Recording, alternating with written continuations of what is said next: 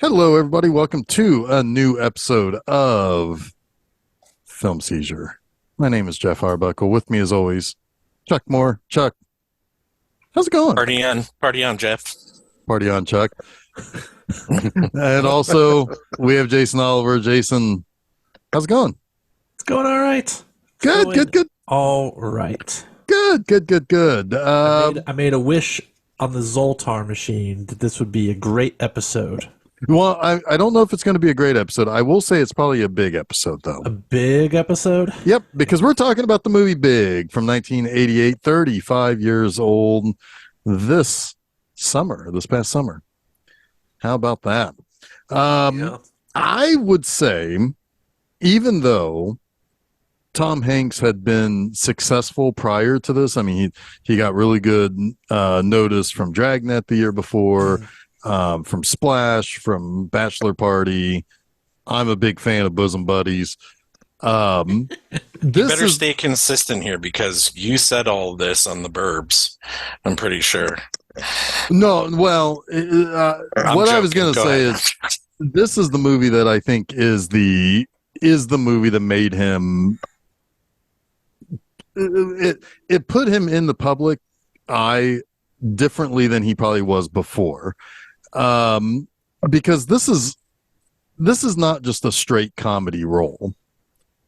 It is a comedy, obviously, but he's doing a lot more than what he had been seen before. And really, this is probably the start of him being a real box office guy. Yeah. This is his first massive hit. Yeah, right.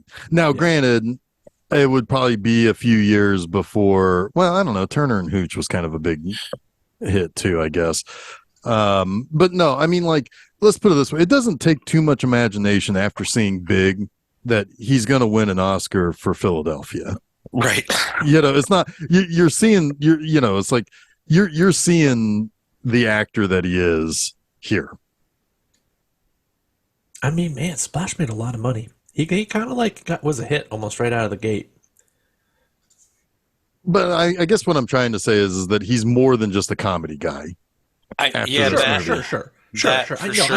get it. I agree. I think it cemented his A-list status, his box office appeal, and that Tom Hanks is not just a guy with a goofy laugh. Right. Yep. Right, and it probably introduced most of us children to him, too. Yeah.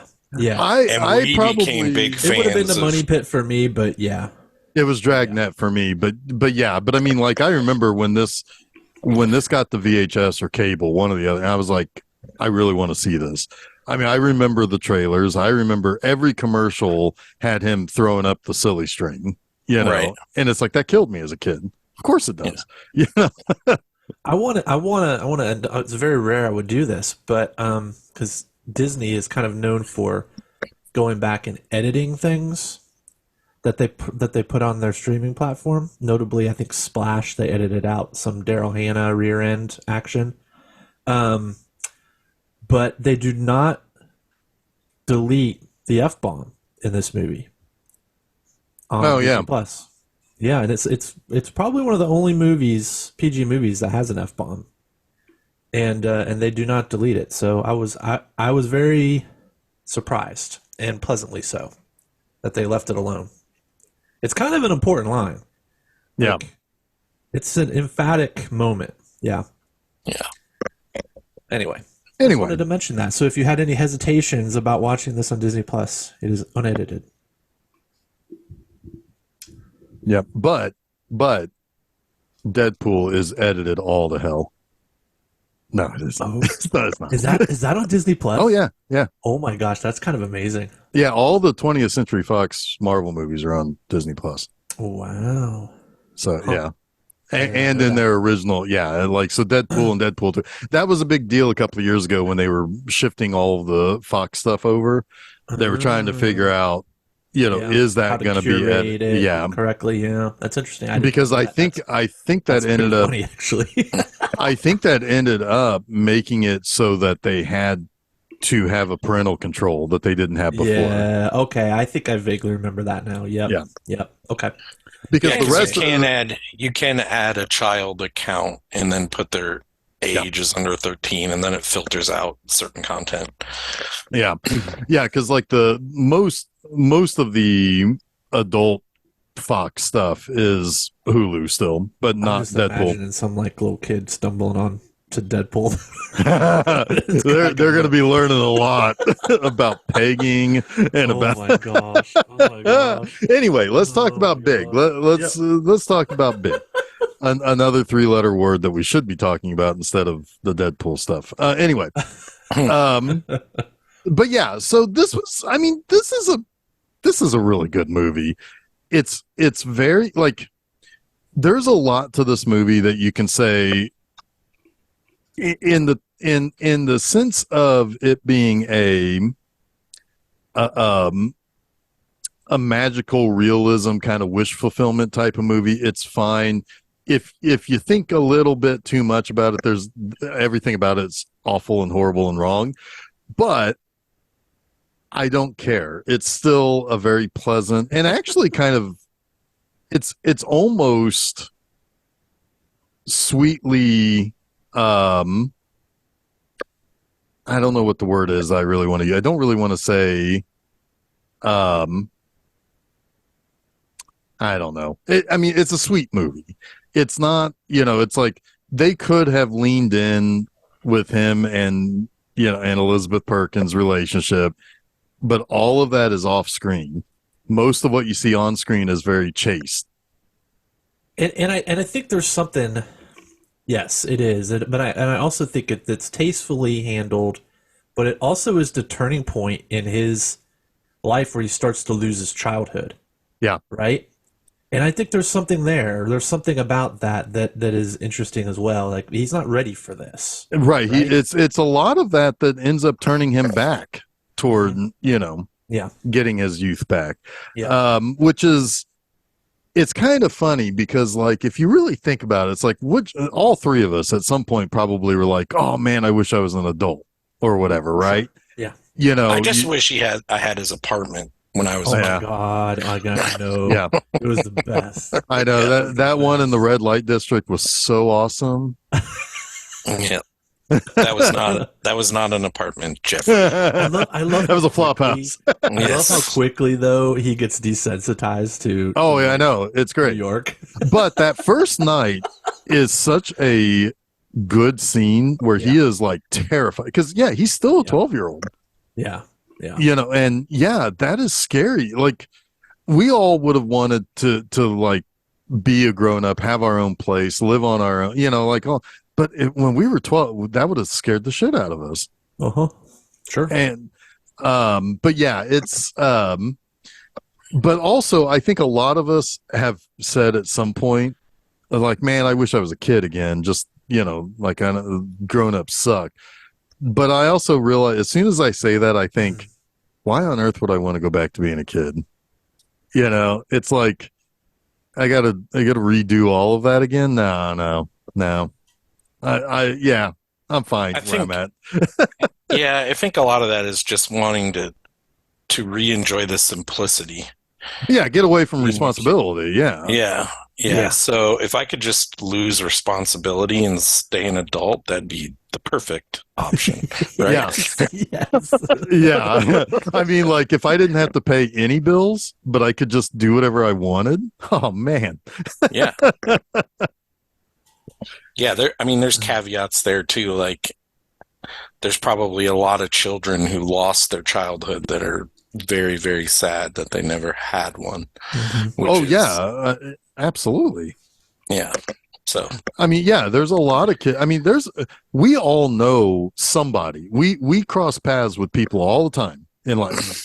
All of us know somebody who knew somebody who had to grow up too early. And we know how that affects them as an adult. Right. And so, it is sad. I mean, nobody should have to miss out on, I mean, you would say no kid should miss out on being a grown up and no grown up should have missed out on being a kid. Right. And I think that's really kind of at the heart of this movie. It's what makes this movie really good, and like it's all that wish fulfillment stuff, but yet the right choice is made at the end. For sure. This Um, I'll go just ahead. say this movie makes me super happy. Like Yeah, like it's just a happy damn movie. Even in its sad moments, it's well, like yeah. I mean, like, how beautiful is that whole fact that Robert Loggia's character is a good dude, Oh, that's so against type. It's like right? perfection. Yeah. Yeah. I mean, and that whole scene of the two of them and FAO Schwartz is just it's just beautiful. Yeah. I mean, I've said it before. It's my other thing. It's not the this is it's not the little things. It's the other one from that. This is that is movie magic type stuff, right? Like it's what you go and hope to be entertained by. You don't want that to be James Caan from Elf. You want it to Yeah. be you want the boss to be Robert Loggia from Big. Yeah, that scene too in particular. I mean, it was immediately launched into a permanent place in the zeitgeist. Yeah. Right? for I mean, sure. it's just there forever.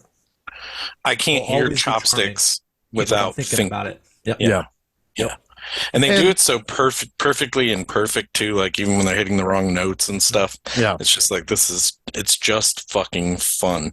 It's Yeah, it's no wonder this was turned into a musical, right? Like that is a choreographed dance scene Hmm. yeah. in a non-musical, and it's perfect. And I mean, and then like playing Heart and Soul too. I mean, like that's such a nice song, you know. I mean, Right. it's just everything about that so nice. It's so nice. Yeah. We should probably mention Penny Marshall Yeah. as well. I mean, this movie legitimized her as a film director. Mhm. She had only made one feature before this, Jumpin' Jack Flash, which I don't think did very well. Um, but this was a massive, incredible hit. Um, and then she really, for the most part, until Renaissance Man, she had one of those like 3 picture runs, Chuck, that you talk about sometimes. Yeah. Big Awakenings and A League of Their Own were all like big pictures, Yes. um, and did very well at the box office. And I believe that Awakenings got quite a few nominations as well, Academy Award nominations.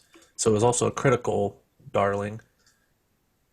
But of course, Penny Marshall started as an actress and maybe is still to this day most famous for being Laverne. in Laverne and Shirley. Yeah, being Mm. Laverne, right? I mean, would you say that's probably what she's most famous for? Yeah, and also understand that, at least to me, Laverne and Shirley is still a very funny show. I haven't seen an episode in so long, but I Oh used my to God. watch. I used to just make sure I could watch the beginning Oh sequence yeah. because it always cracked me up. Did Yeah. you think about that same thing when he and his buddy were doing Oh, it's a the sing? total. Yeah, It's Yeah. a total yeah. Laverne and Shirley thing. Absolutely. But Their little like Coco song. Yeah. yeah, Yeah. Yeah. but no, it's I mean, it's still pretty funny. I watched some episodes a couple of years ago, and yeah, they're still good. And I think it's helpful that that's not placed. I mean, it's set back in the 60s or in the 50s and 60s. Well, So yeah, and it's it's got still Lenny and Squiggy in it. oh yeah. It's like riddled with good people. That Yep. show. Yep. Yeah. But yeah, no, I mean, absolutely. I mean, like um yeah, Penny Marshall is some she gets timing. She gets, Mhm. she's good. I mean, it's no wonder that she ended up being a pretty accomplished director. Yeah. Yeah. And I think her touch is really like is deft the right word with the story, like doing a teenage boy as an adult, like not turning it into like really horny Yeah. shit that you would probably see from any male director who made this Right. movie. Right, Like the right. innocence is there and it's nice. It's just nice. Well, it was like what was that movie that came out a couple years ago with the two boys who were like super innocent, and it was like this hard R-rated comedy. Dirty Boys or something. What was this that like, called? yeah, I mean that was just. I mean it was just too much. You know, it's like come on. Yeah, I Yeah, mean, and like that's it's like from Seth Rogen's like Yeah, lineage, yeah. right? That right. movie like makes sense. This movie rings a lot more true. It still Well, kids they still cursing, but there's an innocence to everything. Yeah, exactly like the thing is, it's like I mean, again, we were all 12. We all went through puberty. We all had crushes. We all, but like it's kind of funny because like I think if once we were like if any one of us had had that wish and we got big all of a sudden, we wouldn't have been able to do the we I mean, I think we would have been almost too scared shitless over being big and having to be an adult to have continued to be immature. yeah, But our immaturity would have shown in other ways, just like it does in this movie. He plays yeah. with toys still, which makes him the perfect person to be the person who's like, yeah, this toy doesn't work, Right. or whatever, Yeah, he has trouble articulating it, but his exuberance and his simplicity, like all the things that a toy company has been sucked dry of at the Yep. corporate level. Oh, yeah. All of that wonder and all that awe and all of that imagination has all been become X's and O's in marketing and P&L reports and shit like that. yeah, and focus testing and all of that, right? It's lost its heart. It's a mechanic, or it's mechanical, not Yeah. organic. And that's what's great about Robert Lodger, right? Because I think what's his name, McMillan, he like goes to FAO Schwartz to see the kids actually playing with the toys because he's Right. like, I can't see this in the papers, like Right. the reports. And obviously he runs into Josh there, who's a kid, right? Yeah. Being a kid in a store, but he has that he's an adult, so he'll interact with him in a different way. Yeah. Looks like an And, adult. Loja has kind of like been able to be successful for so long, probably because of that extra care he takes, right? Right. But he knows he's losing touch. Yeah. So yeah, what he sees in Josh is a way to tap into probably how he felt at his age, right? Right. Well, which is kind of or at least on some level, right? it's kind of interesting because I mean, I don't know if you guys know this, but I know a lot about toys. No. And every single thing about this rings so freaking true because, I mean, okay, so I collect Transformers, right? And it's like, Mhm. I collect them because they are almost specifically made for me, the guy who grew up when they were new.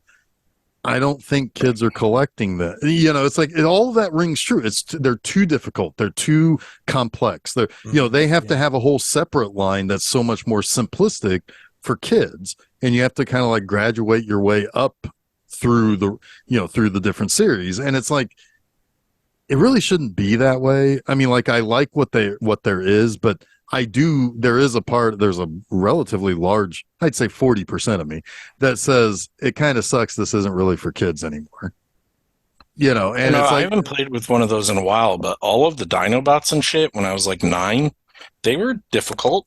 They got tough.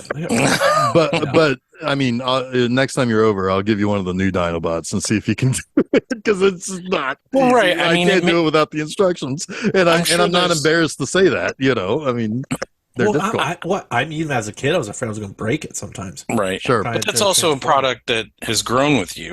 True. Right? Like, well, that's what I'm saying. It's like the what I spent $50 on for a big new Dinobot that is not for a kid. It says it's for ages whatever and up, but there ain't no kid who's going to look at that and find that fun to transform. I don't know about that. I got a nerd that builds really, really complex Lego shit. Yeah, but you've got 2 teenagers too. It's like We're talking since they were children, though.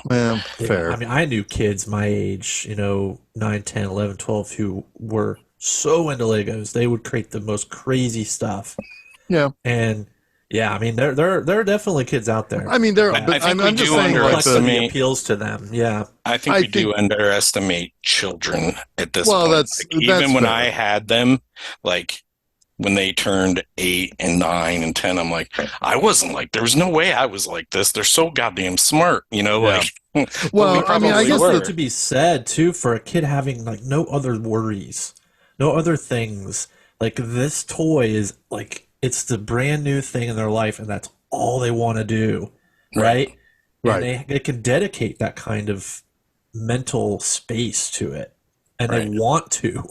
Yeah. Right. I mean, I think the thing is, and what I'm getting at really is that they're built for older people's mentality to look more like, to have a different aesthetic than what kids would have been. So, Well, the price tag alone, well, the price tag alone almost yeah, makes that it kind of tells impossible you almost for, yeah. everything you need to know. Yeah, But at the same time, though, it's like I'm just saying that it's like there are some kids who, yes, would very much like the complexity, but I would say probably most kids would rather have the more simpler ones like we had. Where you pull out the legs and you flip down the hood and there you go, you got a robot, or whatever. It's like that's Right. and Josh, is, and also he's absolutely right about that Empire State Building transformer. That shit would have been boring as fuck because it's just a building. It doesn't turn into a car, it doesn't turn into a dinosaur, it doesn't turn into a plane. It's a fucking building. So when it's not a robot, it has to stay standing in the same spot. That doesn't work. That doesn't. Like I said to you guys privately, it's like, man, that shit. I'm on board, man. I don't get it either. and then he invented. No, that's a digital collector's comics. piece, right? Sorry. Well, Go it ahead. could be. I mean, it could be, but I don't want a building transformer. I'm just saying Then he that's more invented geared digital towards comics. that. Digital comics. Yes. Yeah. He invented them. Big invented digital comics. Yeah, I know, that's awesome.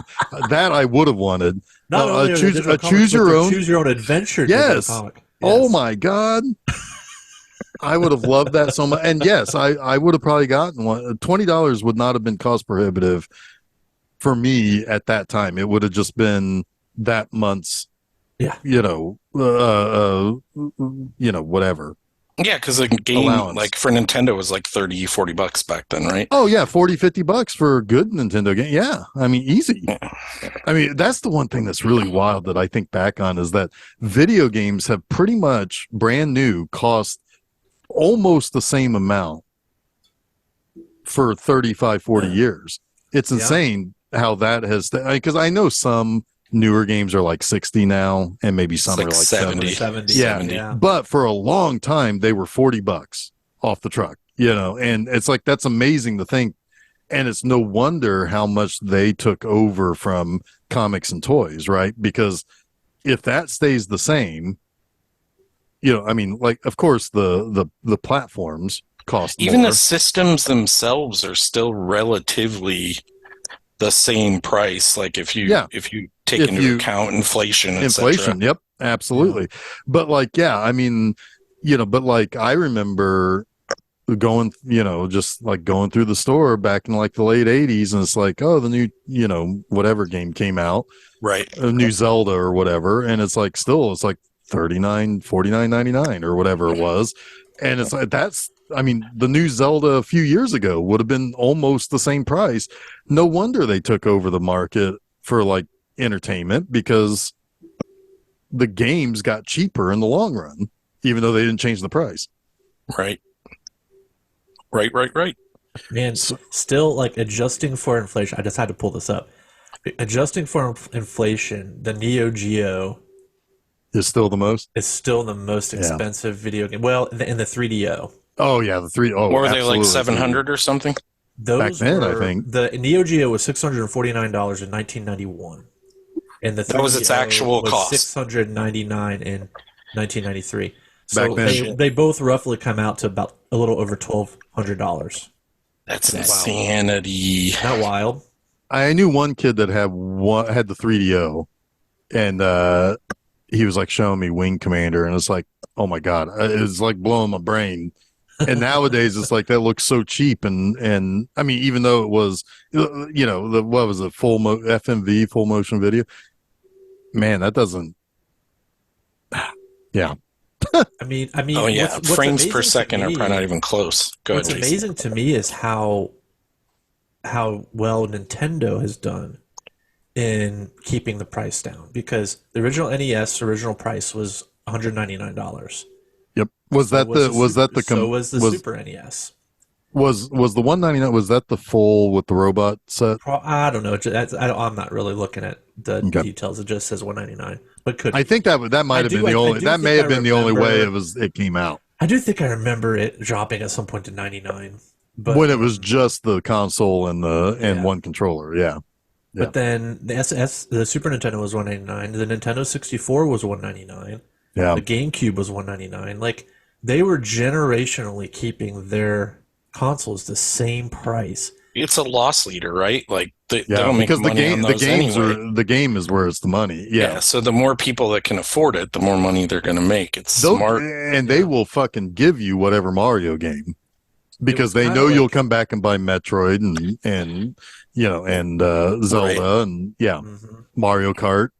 Oh yeah, all the people, all the characters, they're all coming and back in a new form in some way, and you're gonna buy it. Yep. Even the Nintendo Switch, $299. That's still not that bad. I mean, considering what it does, that's way more affordable than the PS whatever they're on. For a console, I mean, Wii was $249 in 2006. I mean, yeah, Nintendo adjusted for inflation are that was it. Yeah. the best. But also, however, though, I will also say that Wii and Switch is a different technology that probably forced that to be to adjust at that point. But still, considering what those could do compared to what you're paying for like an Xbox or a Sony PlayStation, especially PlayStation, didn't they have different levels of like you could get like the maxed out they released the Slim eventually and stuff like that. Yeah. Nintendo, like with Wii and Wii U, was like all the periphery stuff they're going to make money on because you have to have 4 controllers, so everyone can play the game together. It's not like you're only going to get 1 or 2 or whatever. Yeah, right. The best value on the list is the GameCube. $199 in 2001. Damn. And that today this is as of 2020, so it's gone up since, but it was $291.57 in today's dollars. Yep. Wow. That's a good little system too. Yeah, it was. It was a great system. Yep. Anyway, thought that was fun. Well, hey, you know what? Yeah. No, wait. I mean, we're all talking about the stuff we liked growing up, and that all makes sense. I mean, we're, just because we're big now doesn't mean that we don't like. Yeah. I mean, I know you guys still play the video games. I still collect Transformers. It's, I do. I have been like up to my tits in Zelda for the last 2 months. God, I used to love playing the original Zelda. I still break that out every now and then and play that original one. Oh, love it. The one I go back to the most of the classic ones is Wind Waker. Link to the Past. Link to the Past. Yeah, love that one. See, I don't have any way to play. I just have my NES over there and my original 8-bit games. It's like I don't have any of this newfangled shit. A lot of them they've gotten remastered for the new consoles. You can get them digital. Melt Wizard. Yes. Melt Wizard. Speaking of video games. I'm not sure. Oh, Alexa just woke up for some reason. She's like, I will melt Wizard. What would you like to use? I only have like 15 seconds to answer. Right. Yeah. So basically, that's how the movie starts, right? You got Josh as a 12-year-old playing a video game. He gets frustrated that his mom wants him to take the trash out, and it causes his game to mess up. That kid's got a little bit of attitude. He's got that Brooklyn or whatever accent. Totally, and it's kind of funny as the start to the movie. He's upset because he has an adult responsibility. Yep. Yeah. And damn it, I just want to play my fucking Melt Wizard. Right. So it's like completely opposite of where the track he goes, right? Like, I don't know. It's kind of funny to me. Yeah. And basically they end up going to, well, they there's a little bit at school with his buddy, oh my God, what, Billy, yeah. Billy Francis Kopecki. So Billy and him and Jared Rushton, he's been in, oh yeah, he's been in a ton of stuff. The only thing I remember him from as a kid was he was in Newsies. Oh no. Rushton. Sorry, Jared Rushton was in Honey, I Shrunk the Kids. Yes, and he was also in Pet Sematary 2. He was Clyde. Him in that. He was Clyde in that. I have to watch that again. Which I think he was one of the bullies. Yeah, that sounds right. He wasn't one of the leads. He wasn't John Connor and no, he wasn't the fat kid. Yeah, the other kid. Yeah. And it wasn't Clancy Brown. No. Clancy Brown showed up as the voice of something recently, and I was like, "Oh shit, Clancy Brown." The other guy I was talking, the guy who plays Josh, David Moscow. Yes, he was in Newsies. He was in Newsies, yeah.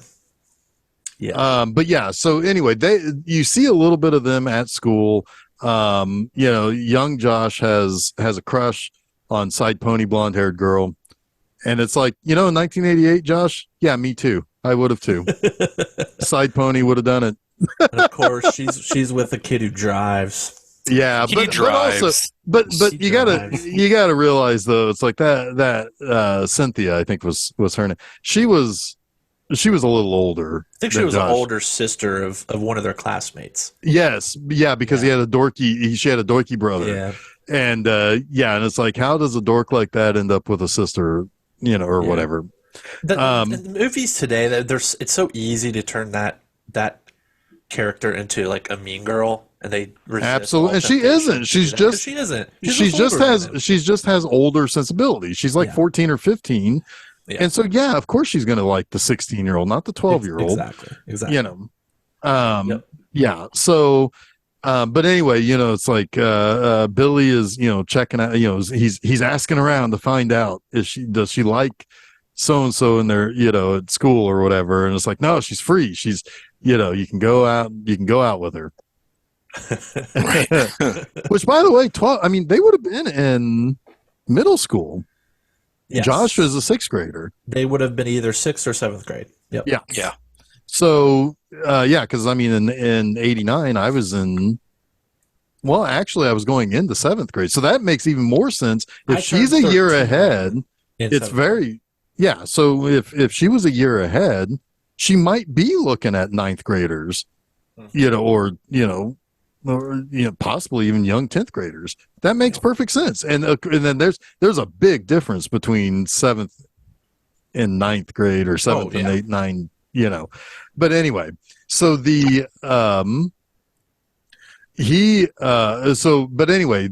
end up at a carnival. And goddamn, that carnival looked fun.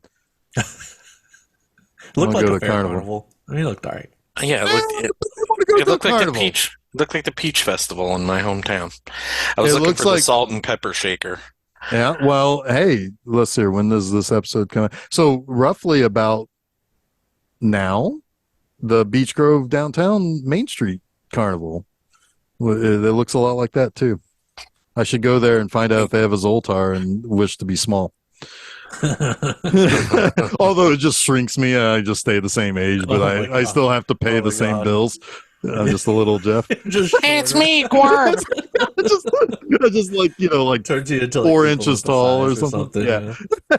What are those 2 guys from Willow? You'll be one of them. Yeah. Yeah. What are those called? Yeah. Hip and something else. I love. It's a real quick aside. I love the hierarchy in Willow is all based on how big you are. That's fair. Because the Willows, whatever the hell they call themselves, like treat those guys like shit. Right. Yeah, because for once they're the big ones. Yeah.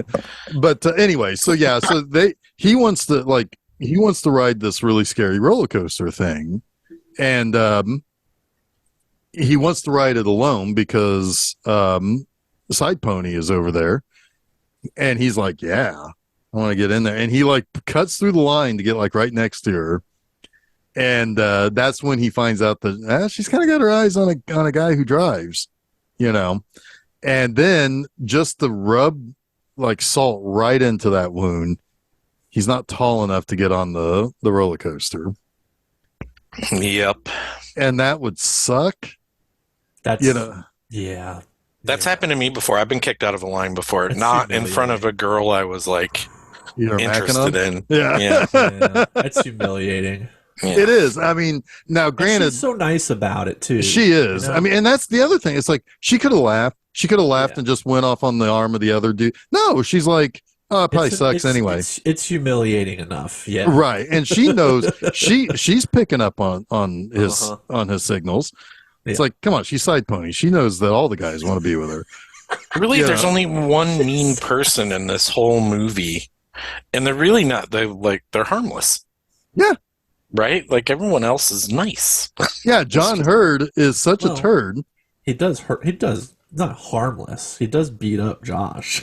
Yeah, but I mean, it's like a game of keep away. It doesn't even look like a real fight, you know.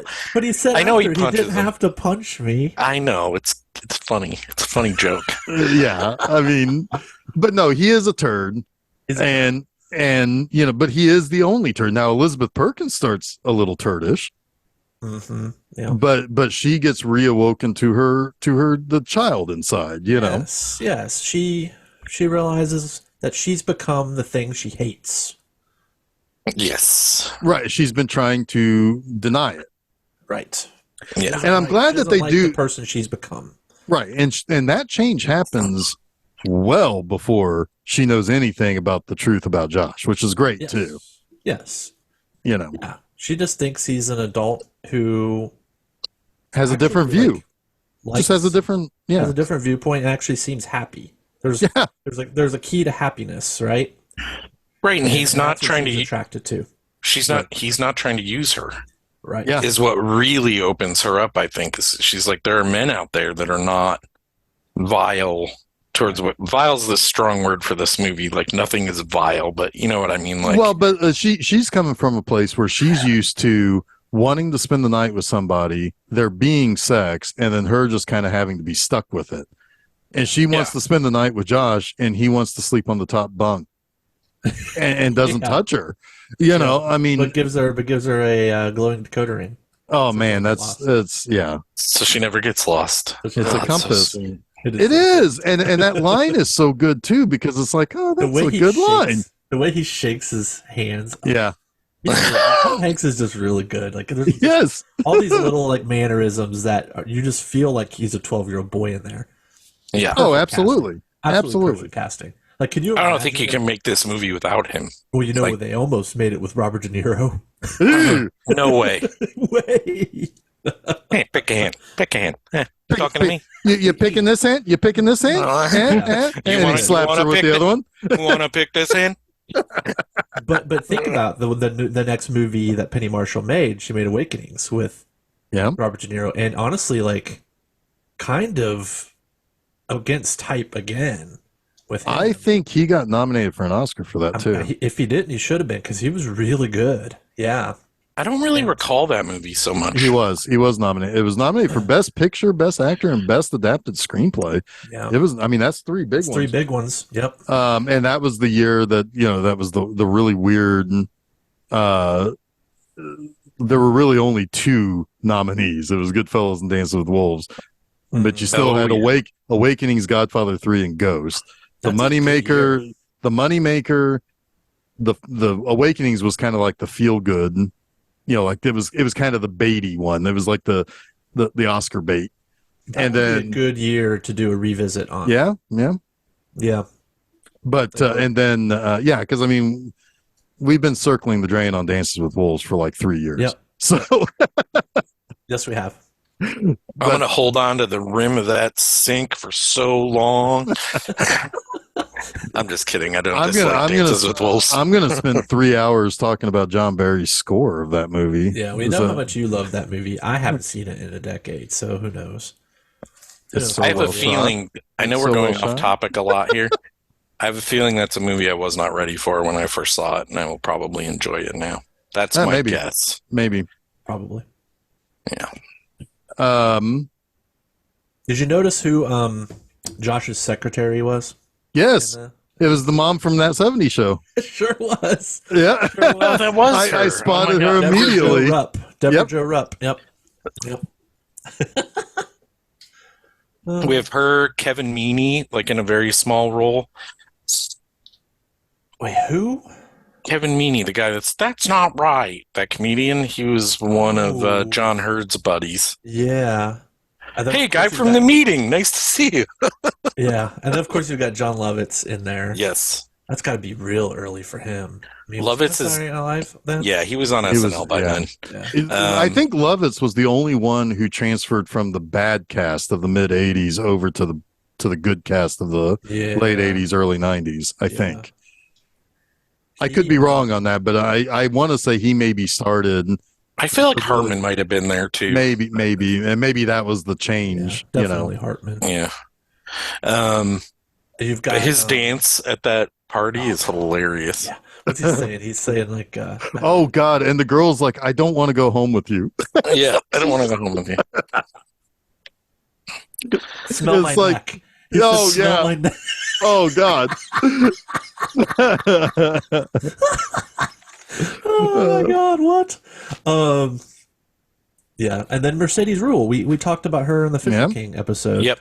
She is Josh's mom, which It's really the most disturbing thing in this movie I would is him going back home, and then like first of all, like I understand why he's going back home, but then like okay, so he tries to go back home and that doesn't work, and he gets and essentially he has to leave, and then he and Billy have to go find a hotel in the city. Uh-huh.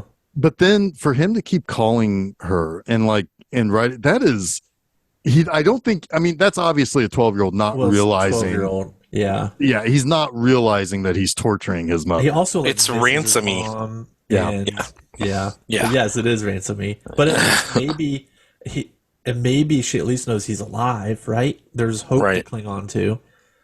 What the part of this movie, and I know you can't really do it and keep the tone of the movie the way it is, but like his dad just totally disappears from the movie. Yep.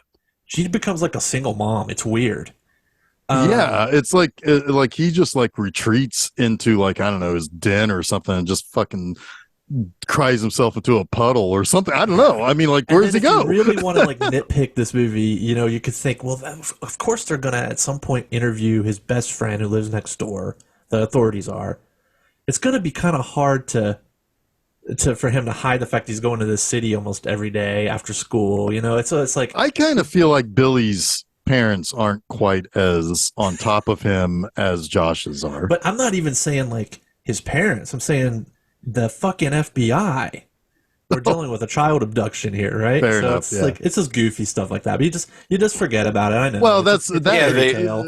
It's a fairy tale, but Well, that's what I was saying. It's like when your brain starts to look into it too much, because it's like once he outs himself as being a child to Elizabeth Perkins, you would think that she would go catatonic immediately, but she doesn't. She's like, "Oh, okay, well, wow, thanks," or whatever.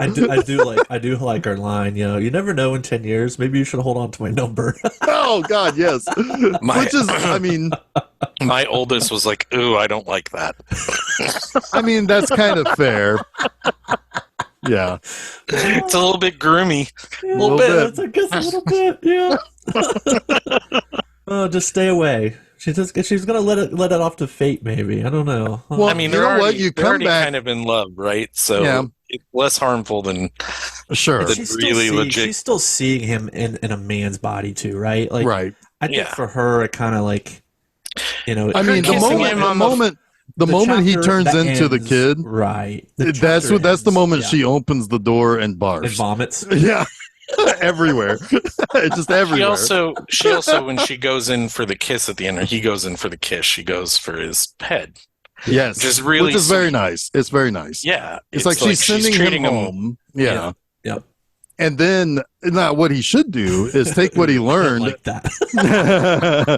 What he should do is take what he learns and then goes back to Cynthia and it's like, hey, I may not drive, but look, I know how to get a job. And I mean, I'm sure and then he could date her. He's going to be more mature at that point. I'm sure there's a lot of this experience that's going to help him going forward for sure. Absolutely. But, yeah. You know, I wonder why they never made a sequel to this. Oh God, no. No, don't say that, because the moment you did that, now AI is going to pick it up and it's going to make a movie. Have I just put it into? Yes, you put it into the AI, and now it's going to happen. We'll have a Benjamin Button version of this movie with. No, it's probably going to be like even bigger. Oh no! And it's going to be like the fucking Rock. No, I was thinking like do Josh, but him be little again. Oh. You know, like be. Yeah, I don't know. I think the time has kind of passed, but he could be like the. What's David Moscow up to? You know what he could be though? He could be like the head of the toy company that is going to fail. It's like failing. He's out of touch, completely out of touch. He's surrounded by sycophants and suck ups, and he needs to tap back into his childhood in order to save the company. And he sees the Zoltar machine at like one of his kids' functions or something like that. And when he takes his kids to the carnival, and he wishes to be little, and it happens, and he becomes a little kid with a man inside of him. This is like the man inside of him. Oh shit! It's going to be a big hit at the cathedrals where it plays. This is like that time you wrote all of the Taken sequels in like 5 minutes. But no, I'm honestly surprised no one's made that movie. That's actually not a bad idea, Jason. I actually kind of like that idea. I would watch that. It works as an actual true sequel, right? Yeah, but you know what the problem with it is? The main problem is there's no Tom Hanks. He's only there for the bookend, right? Oh, that is a big problem. Yeah. Yeah. Yeah. For sure. Unless he had his voice, which would be hilarious. Right. Like if they just de-aged Tom Hanks's voice, so it was him doing the voice. That would be kind of I would like, okay, and for the trailer, kind of have it be like Toys, where you have like Robin Williams like in that field explaining everything, but have it be Tom Hanks doing the thing sort of like from the Simpsons movie, where he's like totally admitting that Disney is using his good grace to sell people on an inferior idea. Oh God. Yes. Anyway. Yeah, it does have a Tom Hanks problem. Looks like you guys have a Tom Hanks problem. You got monster. All right, so where are we in this movie? We're still like at the beginning. He's gone big to New York, right? Because he's scared the shit out of his mom. Because now she thinks he's the kidnapper and he can't show his face. Right. Yeah, and the big thing is they go to find all those Zoltars, right? Right. And they are going to get eventually they're going to get a list of all of the Zoltars around. Yeah. They realize that their plan of just trying to hit arcade shops is they're not going to find these. That's actually really smart. It is smart. I don't even know if it's possible, but I don't know. We'll give it to him. It's smart. It's a smart idea to go downtown to a records place. I wouldn't have even known that as an adult. Like, where the fuck do I go? We're fucked. Jason, you got to be small forever. Sorry. Yeah. Screwed. Yeah. We'll raise you as our own. I would like to see the alternate universe version where he never finds the Zoltar machine. And oh God, he just becomes a jaded man or something, and then I would make it more into a real horror movie where he's like tortured by it. Yeah, he's always a day late to the carnival. It's like a fucking Twilight Zone. Oh, like it's just out of grasp. Yeah, and he's like he can't sleep anymore. He's like, he's just screwed. At a certain point, though, you would just give up, right? Because what are you going to but that's the thing. He finds out. He jumps off the George Washington Bridge. He finds out that the Zoltar machine also made him unable to die. Oh, he's immortal? Yeah. Wow. He's forever 30-year-old Josh. And he's been that way for. The Zoltar machine was going to be at the bottom of the riverbank, and that's where he catches him. Oh no! And he died. But as he died, there was a Zoltar machine sticking out of the sediment in the bottom of the river. And it's like, yeah, no, like, well, that would be good too. But no, like he's forever 30. Chuck has no idea what's happening right now. And he's been doing this for 70 years. So like he's seen his friends die, his parents have died. Yeah. Can I just tell you guys something real quick? Somebody buy a ticket for that movie? Does he get older, or does he stay the same age? He stays the same age forever. Forever. Like a vampire but he gets out during daytime. Yeah. He's like the girls. He's like the girls in Dazed and Confused. Yeah.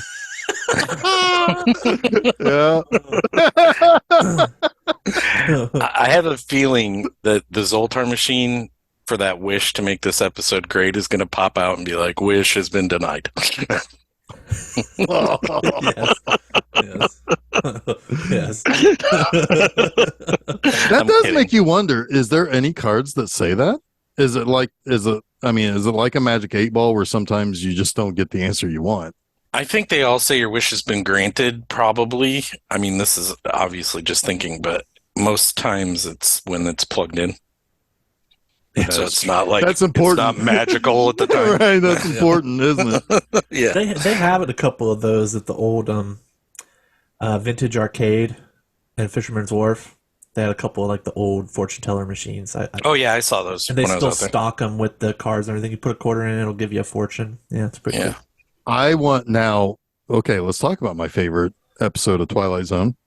Oh no! With Bill Shatner and the little devil machine at the diner while he and his newlywed wife are getting the car fixed, and he becomes obsessed with it. It's like a little penny machine, and it keeps spitting out like actual accurate like fortunes. Oh God. Yeah. I mean, now I would sit I would sit there all day and just pump it full of whatever it takes. I mean, it reminds me of the sports almanac in Back to the Future. Like, what kid didn't dream about finding a sports almanac from the future?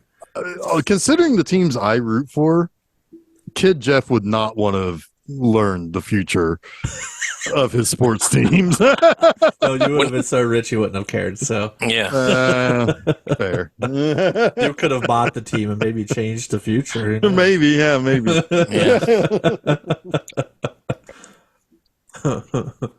don't even know what's happening right now, gentlemen. All right, so we are. They go like you said. They get the list. They get the list. It's going to take 6 weeks if they're lucky before it comes. So that means he's got a good job. So yeah, he does. He's got a good job. His dad's what's his name? His buddy. Billy's dad's emergency fund is not forever. Yeah. So he's got to get a job, and then they start looking for jobs, and I do like the line where it's like, "You stole that money." He's like, "It's his emergency fund. This is an emergency." What do you think this is? Yeah, exactly. Yeah, they're in the diner. It's a fun scene where they're trying to figure out like what he could get as a job.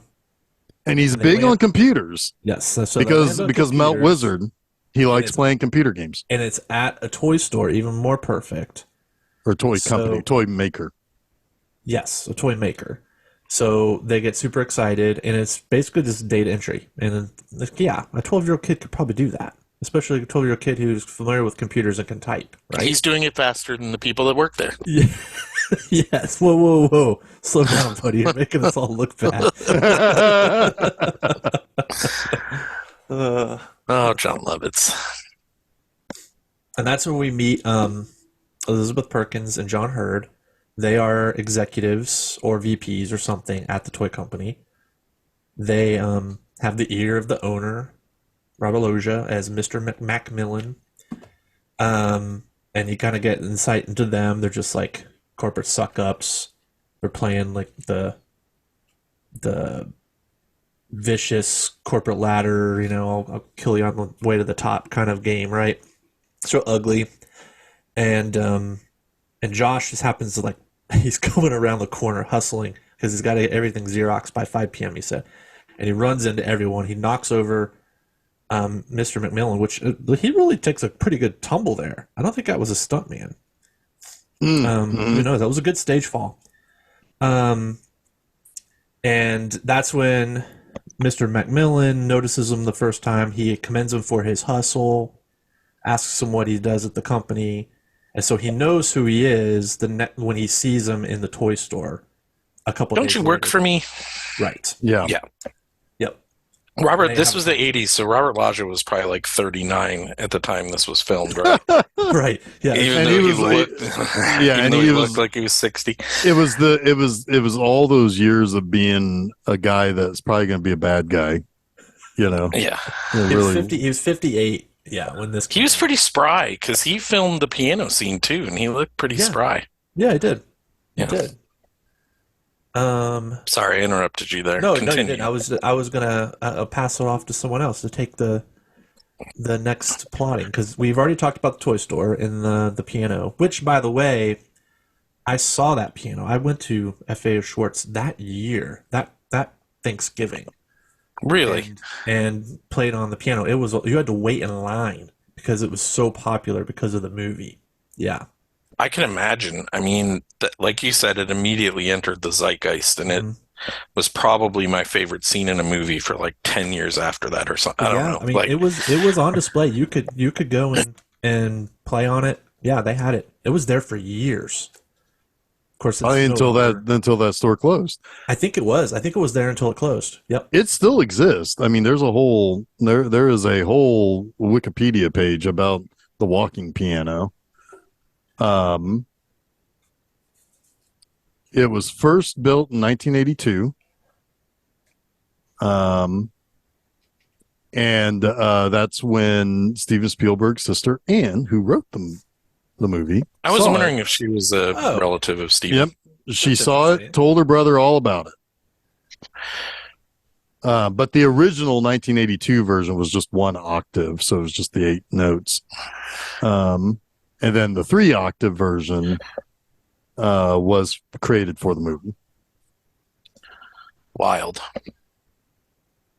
So what does happen next, Jeff? You're usually pretty good at this. Where do they go from?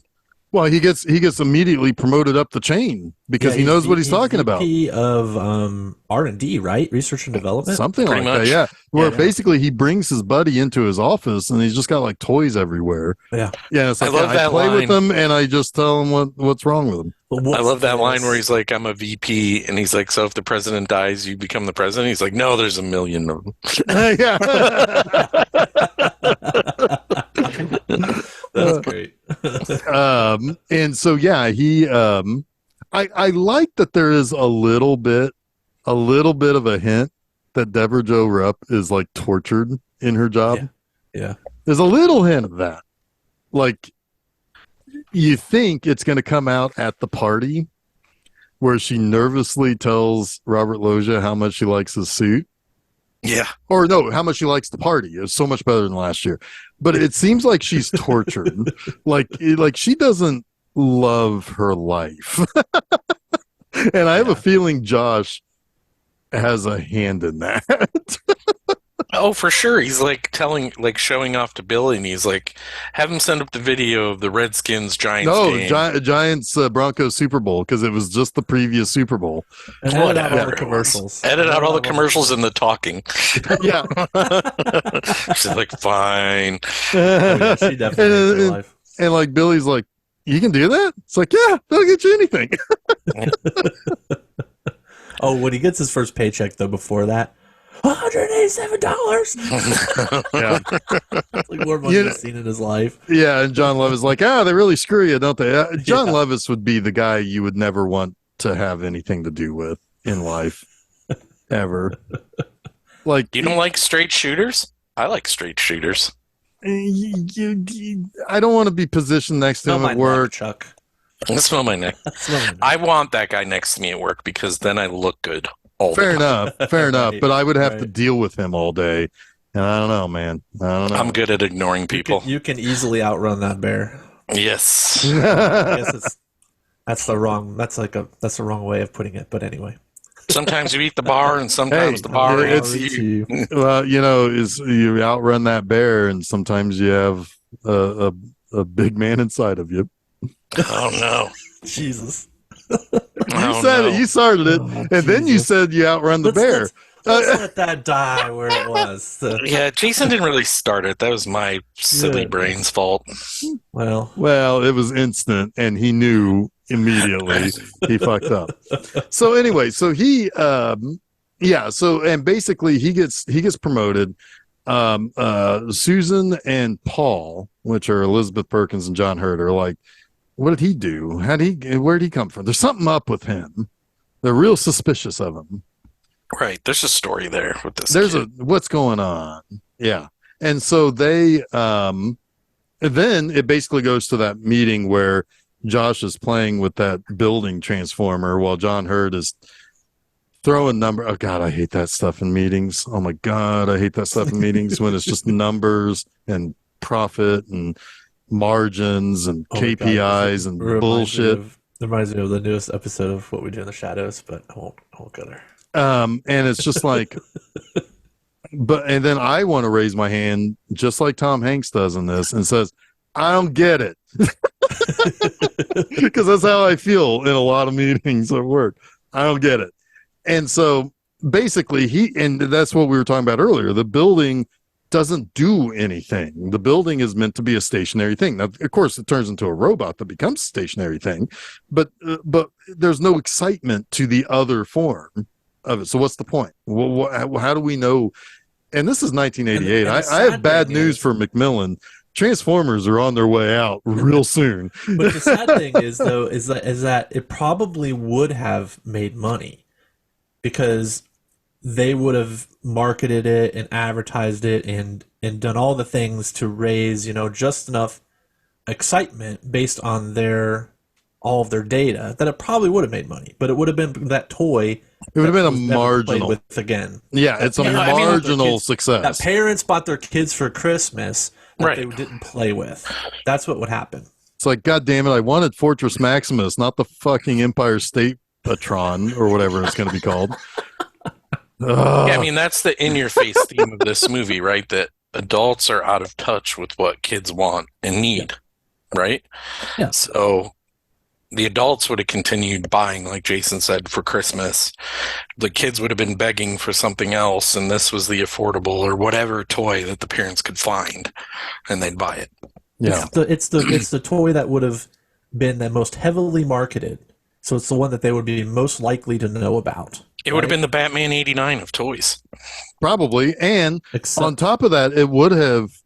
It sucked.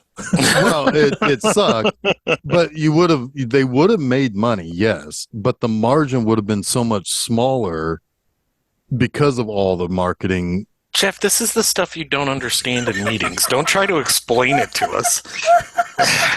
I don't get it. I don't get it. I don't get it.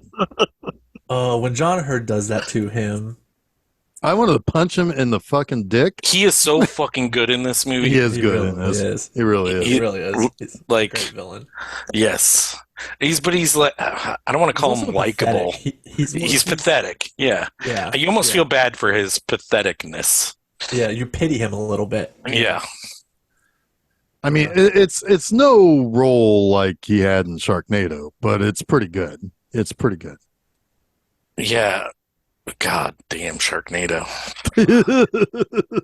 I will have no bad talk about Sharknado. Okay. What in the hell? So I'm looking at some of the who wanted to be Josh and who got to be Josh and who auditioned for Josh. This is weird. But Gary Busey auditioned for the role of Josh, but Marshall didn't think he could pull off playing an adult. That's hilarious. All he would have been talking about. Adult. It would have been great. It's like, okay, Gary Busey, we're going to have you sit here and talk about this toy. He's like, but can I talk about meatball sandwiches? This is like that time I killed a werewolf with my nephew. Wouldn't that make him perfect for the role? Yes. Wouldn't that make him perfect for the role? I don't get that quote. I think that's a little tongue-in-cheek jab at him. Either that, or it's just it's taken out of context, or it's not right. Penny Marshall is probably being funny because she's a funny person, right? But somebody should have said back, well, that would have made him perfect then. Yeah, Penny. So I don't quite get it. Anyway, whatever. Yeah, this is a weird list of people. It is a weird list. I could see Albert Brooks. Sure. Yeah, I could too. But Andy Garcia, absolutely not. It'd be Jeff's favorite movie if Kevin Costner did it. Oh, he wouldn't have been any good as Warren Beatty. No. Well, maybe. He could have maybe been a little bit charming, but no. Steve Guttenberg, maybe at that time. Oh my gosh. But yeah, so here's the full quote. And I think it is a little bit of a dig. I also read Gary Busey, who had the energy of a child, but I didn't think he could pull off playing an adult. That's great. Yeah, it's totally, I can't work with this guy. Yeah, it's a total dick. And I bet you she was half kidding, though, too. Yeah, I'm sure. That's funny. Hanks and Laja practice the piano thing at home, which is great. Like on cardboard pianos. Totally unrelated to what we're talking about, but so they had to like memorize the space. Like they were really like, because they wouldn't have any tones to go along with that. That's kind of hard to do. So you got to get at that point it's the dance moves at that point. You got to kind of do it in your head, right? Yeah. By the way, Busey he would have been if he'd have gotten this role, he would not. This would have been before his motorcycle accident. Oh wow! So you're saying he wouldn't have gotten in a motorcycle accident? Well, no, I'm saying that. Let's ask Zoltar. Yeah. Oh shit! No, but like he would have. That's I the mean, sequel. but like he's already. Yeah. Never mind. Just sometimes I don't know where your brain is going, Jeff. No. What I'm saying is that Penny Marshall reads that as he could play a kid, but he was having a hard time pulling off. She might have said that 10 years later, though. Like maybe. We don't know the time frame in which she said it. I mean, maybe, but if he's bringing that childlike energy, he is this. I mean. He's already bonkers, and it would have been too much, right? It would have been like at 11. I like this one, and then imagine after the motorcycle accident. This is classic Warren Beatty here because Penny didn't want Warren Beatty, but somebody else did. So she talked to him. And said, I asked if he would listen to me if I directed him. In the nicest way, he said no.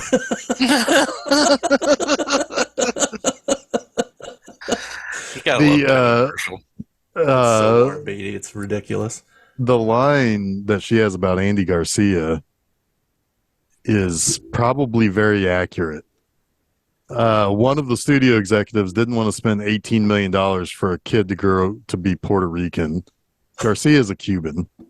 Oh my God. Yeah. Yikes. Well, I did also read that the other kid was supposed to play Josh, but when they cast Tom Hanks, they realized that Moscow looked way more like Tom Hanks. So they asked him to switch roles, and it ended up being a much better role. Yeah, for the other way bigger for both role. of them. Like it's probably a better role for both of them, though. Well, he got more screen time, right? You know, I mean, he got way more screen time by switching to the best buddy role. Yeah, but so basically he's hot shit now, McMillan and wife,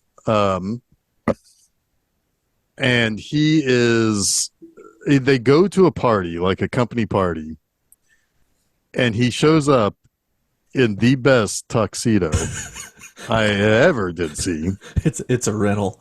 Yeah. And Robert Loggia's like reaction to it is so like gleeful Like, you know, this It's guy like gets this fucking guy. this fucking guy, and it's What's like he gonna do next? yeah, it's like it's like he's saying this guy understands this is all, you know, a joke, you know, it's all for show, you know. And this is when John Hurd is drunk and bitching at other drunk executives, and like Elizabeth Perkins is like, I'm kind of done with that. Oh, I like And the one when they see Tom Hanks in the tux. He says, "I bet he gets another raise."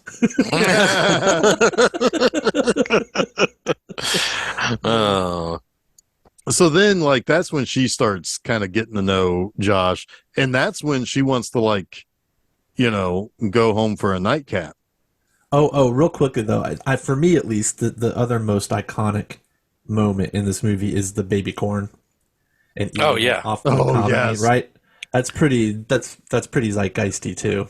Yeah. Which one of you haven't done that at one point and pretended you were Tom Hanks from Big, right? Yeah. I mean, yeah. I do every time I'm on top. Okay, but I want to be on top.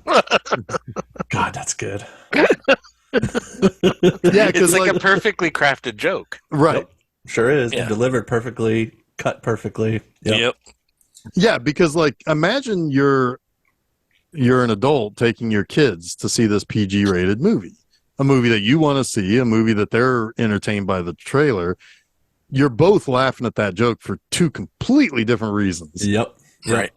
Absolutely perfect. Also, I love it when Billy meets Susan Lawrence, and she's like, I'm kind of his girlfriend," and he looks her over and he's like, ugh. Ugh. Those laughs. But yeah, so this, yeah, I mean, and it's at this point that it's like she, you know, she starts to kind of see, you know, this Josh guy is not what, you know, he's not a normal guy. And she kind of gets fed up very quickly with John Hurd's bullshit. And of course, John Hurd handles it exactly as a guy like that would, which is basically dig at her for other guys at the company that she's dated. Yeah, I want to know the story of the one guy he brought up. Like, I can't believe you brought up Goldstein or whatever name she says. Yeah. I'm like, I want to know that story. I want to know who that guy is. There's our sequel. So it was a guy who was older who wished to be little, and it stopped him. So at this like 30. happened to her twice. Yes, but from different directions. I'm really an octogenarian. That's why she handled it so well at the end. Yeah, because he's not gonna. I mean, he can't wait 10 years. He'll be dead. But Josh can hold on to that phone number for 10 years. That's sure. Yeah. You're onto something, Jeff. I'm telling you. I'm telling you. Yeah, screw you, Tarantino. This is real cinema speculation. Oh, God. So they and now basically she starts dating Josh, and Josh is kind of like he's maturing. You know, they're very clearly sleeping with each other. Yeah. It really starts to happen once they start having sex. Yeah. Yeah. Yeah. Right, he And- walks by a Zoltar machine. Like, Yeah. he legit just walks by it. Doesn't, like, tunnel He vision. he's not even looking for it. Like if he were a week earlier going to the carnival, he'd be like eyes peeled. Yep. Yep. Yep. And this is also where the yearning for being young again starts to kind of creep up. He goes back to the old neighborhood. He's, you know, and Well, he goes back to the old neighborhood. That's because his buddy kind of jars him back to life. yeah. It's like tells him who, you know, the F-bomb. He gives him who the fuck do you think you are? You know, you'd rather do work than get back to your life, right? I'm your best friend. I'm your best friend, yeah. Yeah.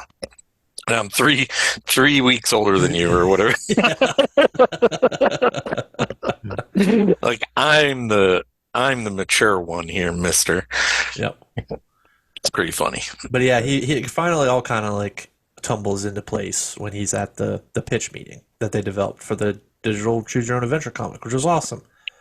And John Hurd is like, I don't get it. I don't get it. He's being a real turd, and Josh is like, is this really my life? I need to get back to being a kid again. It's kind of funny. It's that I don't want to play this game. Right. It's I want to play real games. John, I want to play with this comic. I don't want to Yeah. develop it and pitch Right. it. And Right. I should be the one. I should be the end user here. Yeah. and then yeah. There's such John a Hurd is dissatisfaction with adults, even though in that moment, right? It's just like, well, and it's through John Hurd being Wanna be around kids a again. child, you know. Yeah. Yes, yeah, and that too. Yeah, the immaturity, right? Yeah, absolutely. Because Yeah. what's kind of funny is that the capacity for being immature is so much greater for adults than it is for children. Well, it's hard to be immature when you're immature. Like, it's Right. hard to be classified as immature when you are immature. Yeah, Right. if you're Exactly. not, you just seem precocious. Yeah. Yes. Yeah. But yeah, so he does get like Billy does get the here's the list, or here's where the Zoltar machine is going to be, and he does get that in the mail, and he does take it to Josh, and then with that information, as he realizes I don't want to be this guy, I don't want to do this job, I want to go back to my old life. He goes to the Zoltar machine. Elizabeth Perkins catches up with him there, but it's too late. He's already wished his wish. Yeah. Because it spits out the card. So then she drives him home. Yeah. Yeah, she drives him home. He gets like that kiss I talked about where he goes in for the kiss and she kisses him on the forehead. It's a really sweet moment. And then he turns into the kid again in the oversized suit, which is kind of funny. Like, is that Buster Keaton? Yeah. It's I don't know, Buster Keaton, right? It seems like a Toys R Us commercial. Sure. I'm a little kid now. Well, didn't they have a that's- commercial where the I don't know. There's the one gummy bear commercial where the adults are talking like kids, and that bothers me. I don't like it. Yeah, I don't know what to say about that. But he goes home and you hear his mom yelling and blah, blah, blah, blah, blah. Really, they do kind of just like throw that part of the story to the side, because even the homecoming is a little underwhelming, Mhm. right? They don't show his mom again. They don't show any of those. You hear her, but they don't. Yeah. Yeah. It's, I don't know. This movie will never not make me smile. That, Yeah. like, Mhm. if I'm in a bad mood, I'll just put on Big and I'll have Yeah, a good it's- time. It's exceedingly nice. Yeah. And it does explore some of those themes of maturity and immaturity, and whether that's like childlike or, like the most immature people, like we said, are the adults in this movie in a lot of cases. It works as a fairy tale. Yeah, it really does. I mean, there are moral lessons, and there are not even necessarily moral lessons, but just like precautionary lessons, right? Yes. The one thing you don't see is, man, that's got to be kind of a weird next day at work for Elizabeth Perkins. It's like, Yeah. yeah, I mean, there's a lot of loose ends in this She may need to go get a movie. job with Mattel yeah. after this. Yeah. But then she's got to, man, I don't know. If the digital comic is a hit, though, maybe she's just written her own ticket. She'll go Maybe to that she- one place. Do you have a job I can Hasbro? Oh, Sorry. Maybe she'll just assume Josh almost is- broke Jeff with that Yeah, one. It's just like snap. I don't know. Say, Jeff, what are you No, gonna I was going to say maybe she just assumes Tom Hanks' position, Josh's position. yeah, in the company. maybe that'd be good. Yeah, I mean, she's had a reawakening, right? Like, Yeah. I don't know if she can have the ideas that he had, but she's been brought back to her, like, She might be able to- understanding. Boil it down to something more simplistic, right? Yeah. Yeah, her understanding of what kids want, right? Like, he's taught her something about that. yeah. Yeah. All kids want is Elizabeth Perkins. Yep. She's very cute in this movie, Elizabeth Perkins. Yeah, one of her first roles. Really? Very, very, very early in her career.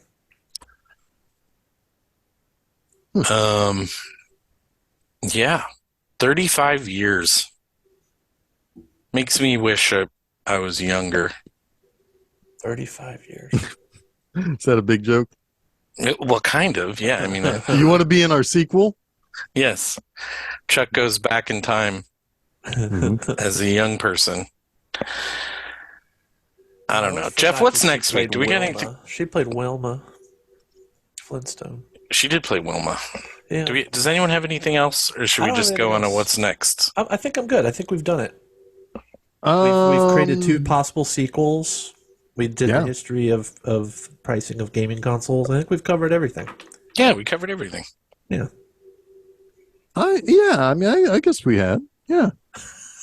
All right. No, yeah. I mean, this is just a good, nice movie in an era probably, or at least we're kind of an age now where it's like saying, "Oh, what a nice movie," would almost not be very complimentary. But I don't think we could say it in any more complimentary way. For sure. Then Big is just a sweet, nice movie. Mm-hmm. Yep. Yeah, agree. What's next week, Jeff? Freaky. Freaky. Another body swap type of situation, or a body thing, thing. Yeah, I know. When I was watching it, I had seen the movie before, but I was like, oh, wow, that's actually kind of funny that we have sort of a similar gimmick here. Yeah. You're welcome. Yeah, that was Chuck's whole point. That was intentional. Yes, it was intentional. Oh, cool. There's actually a very specific reason why we're shifting that. There are so many other movies like that. It's so interesting when that was. Yeah, I just didn't think about it. Yeah. Freaky, Chuck. Just freaky. Freaky. It's freaky. What about on the B movie? Well, wait. Hang on. I got the calendar. I'm getting the calendar out. Hang on a second. Hey guys, Freaky's next week. Well, next Wednesday, Freaky. That is Wednesday, September 13th in the morning.